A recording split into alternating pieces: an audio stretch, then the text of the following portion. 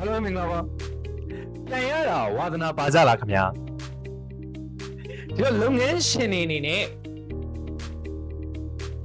ပြိုင်ဘက်တွေထက်တာအောင်ကျွန်တော်၃ချက်မြောက်ဝေးပြီဘာလို့လုပ်ငန်းတွေကျွန်တော်ရဲ့ audience တွေရဲ့လုပ်ငန်းတွေဒီပြိုင်ဘက်လုပ်ငန်းတွေကအပြတ်သက်တာဒီ၃ချက်လုပ်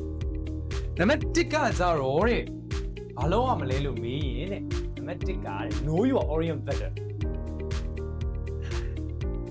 ခမရဲ့ fault theory ပြိုင်ဘက်တွေပို့ပြီးတော့နားလည်အောင်လုပ်ပြိုင်ဘက်တွေပို့ပြီးတော့ကိုက fault theory ကိုနားလည်နိုင်ရမယ်မနော်ကျွန်တော်ရည်စရာလေးတော့မဟုတ်ရင် one net စရာလေးပြောပါမယ်မျက်ရည်ဝဲစရာဘာလဲဆိုလို့ရှိရင်ကျွန်တော်တို့ကိုရည်သားတွေကထားခဲ့တယ်ဆိုတာကနောက်ကောင်ကကိုယ်တနားလဲပေးနိုင်လို့နော်စတာပါမျက်ရည်ဝဲသွားတယ်မှာကဲအဲ့ဒါအဲ့ဒါပြောတော့စာပဲဆိုတာအဲ့ဆိုဆရာဒုတိယတစ်ချက်ပြောပါအောင်ဆိုရင် innovate don't limit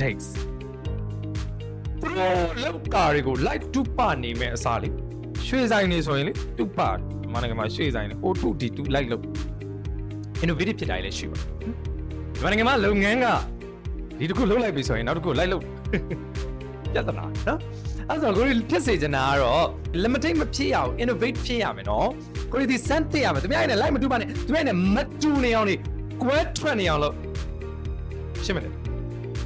အဲ့ဒါနံပါတ်3နံပါတ်3ကကြတော့တဲ့ expectational service တက်ပို့ပြီးပေးနိုင်ပါစေသူတို့မျှော်လင့်လာတာထက်ကိုရီဒီ service ဝန်ဆောင်မှုကောင်းကောင်းပေးနိုင်ရဒီတော့ညကိုလုပ်ပြီးတော့ customer တွေကို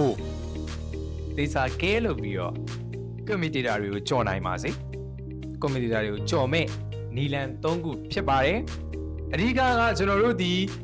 ပြိုင်ဘက်တွေကိုအာယုံစိုက်တာထက် customer တွေကိုကိုယ့်ရဲ့ customer တွေကိုကိုအာယုံစိုက်ပါဈေးရောင်းတာမဟုတ်ဘဲနဲ့တန်ဖိုးရောင်းကြရင်ဘယ်လောက်တောင်ကောင်းမလဲဗျာနော်ခန်းစားချက်ကိုရောင်းကြတော့နော်အဲ့ဆိုတော့အလုံးလေးစားချစ်ခင်ကျေးဇူးတင်ပါတယ်